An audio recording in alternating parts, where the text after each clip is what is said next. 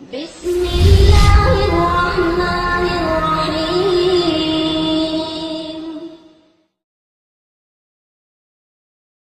حضرت صخر بن وداع الغامدی رضی اللہ تعالی عنہ روایت فرماتے ہیں کہ نبی کریم صلی اللہ علیہ وآلہ وسلم نے دعا فرمائی، ہے اللہ میری امت کے لیے دن کے اول وقت میں برکت عطا فرما۔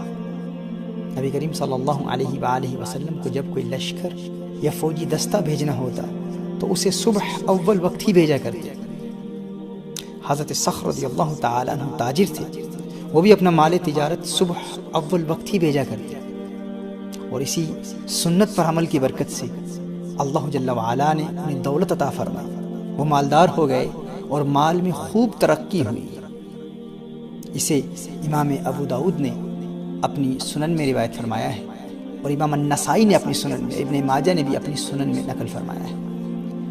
ناظرین کرام، صبح سویرے کا وقت برکت کا وقت ہوتا ہے، اسی لیے حدیث میں صبح کے وقت سونے کی بھی ممانعت آئی ہے۔ صبح کے وقت سونا بے برکتی اور محرومی کا سبب ہے۔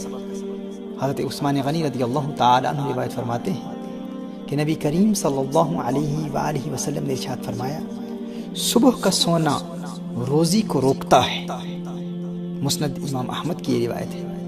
محترم ناظرین، سیدتنا عائشہ رضی اللہ تعالی عنہ روایت فرماتی ہیں کہ نبی کریم صلی اللہ علیہ وآلہ وسلم نے ارشاد فرمایا، صبح سویرے روزی کی تلاش میں نکلا کرو، اس لیے کہ صبح سویرے نکلنا برکت اور کامیابی ہے۔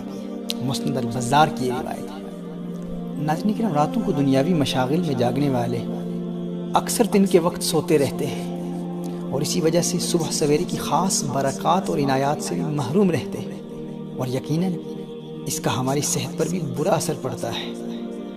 اور صبح کے وقت سونے کی وجہ سے روزی میں بھی بے برکتی ہوتی ہے۔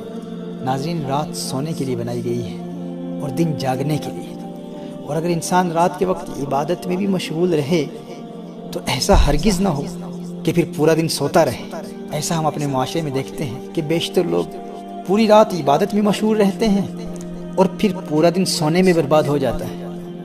اللہ جل وعلا ہمیں فطرت کے قوانین اور دین اسلام کی حکمتوں اور اسرار کو سمجھنے کی توفیق عطا فرمائے، اور تعلیمات اسلامیہ پر عمل کرتے ہوئے اپنی دنیا اور آخرت کو سنوارنے کی توفیق عطا فرمائے۔ آمین۔